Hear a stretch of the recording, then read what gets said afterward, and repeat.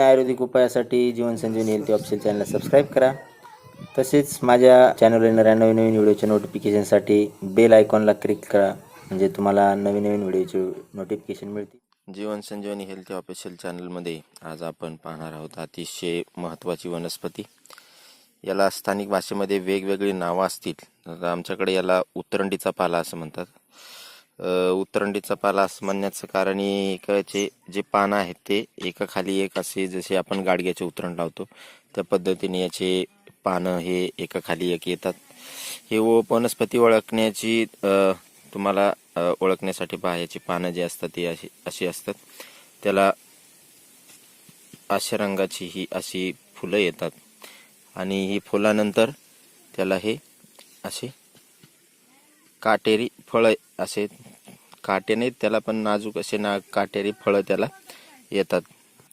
ही वनस्पती ओळखण्याची आणखी एक सोपी पद्धत म्हणजे या वनस्पतीला पाला खोडला का असं त्याला चीक येतो, पांढऱ्या रंगाचा चीक येतो. अतिशय ही आयुर्वेदिक अशी ही वनस्पती आहे.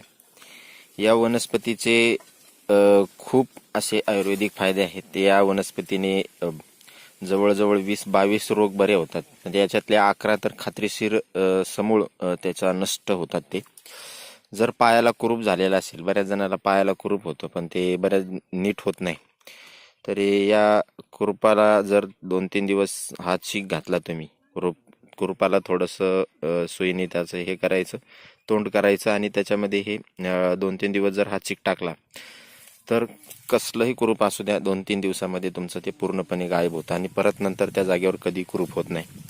आणखी एक महत्त्वाची गोष्ट, या वनस्पतीचा सगळ्यात महत्त्वाचा गुणधर्म असा आहे की जर लहान बाळाच्या पोटातलं येतं बघा, पोट येणं म्हणतात त्याला आपण, पोट दुखणे, तर या वनस्पतीचा जो पाला आहे, हा पालाचं जर एक पान घेतलं आणि चुरगळून त्याचा जर रस काढला, 1 थेंब, 1 कप दुधामध्ये 1 थेंब टाकायचा आणि बाळाला ते दूध प्यायला द्यायचं, 1 थेंब रस, तर क्षणामध्ये बाळाच्या पोटातलं आलेलं राहून जातं.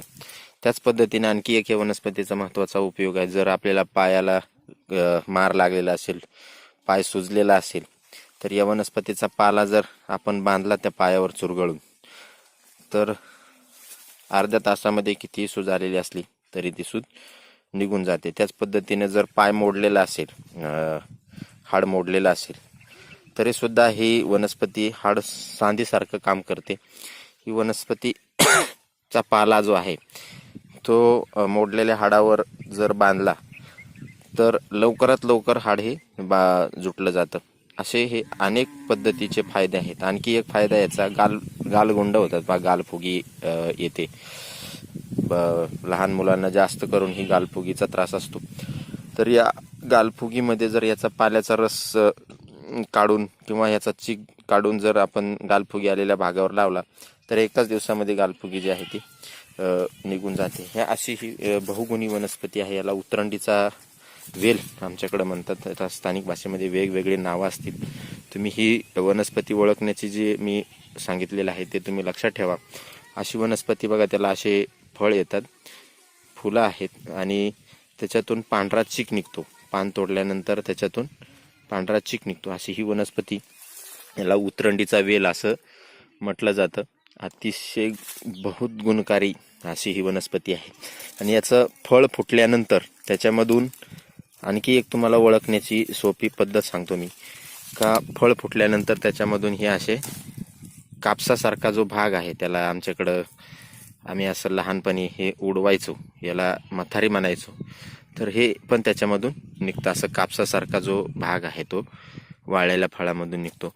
तर ही अतिशय गुणकारी वनस्पती आहे. आम्ही हा जो वेल आहे तो कायम आमच्या दारापुढे पण लावलेला असतो. ती बहुगुणी वनस्पती आहे. याचा वेल पण लागतो, फळामधली बी पण लागते. बी राहते त्याच्या मथारीच्या बुडामध्ये, बारीक छोटीशी अशी कापसासारखीच ती बी पण लागते. तर ही वनस्पती भेटल्यानंतर अतिशय उपयुक्त अशी वनस्पती तुम्ही घरी घेऊन अवश्य लावा आणि याचा उपयोग करा. कुठलाही साईड इफेक्ट नाही. पुराणत काळापासून अधिक चरक संहितेमध्ये सुद्धा याचा उल्लेख आहे. अशी ही वनस्पती पुराण काळापासून याचा औषधी उपयोग आहे. तर या वनस्पतीचा अवश्य वापर करा आणि अशाच नवनवीन उपायासाठी जीवन संजीवनी हेल्थ ऑफिशियल चॅनलला लाईक करा, सबस्क्राईब करा आणि नवनवीन व्हिडिओसाठी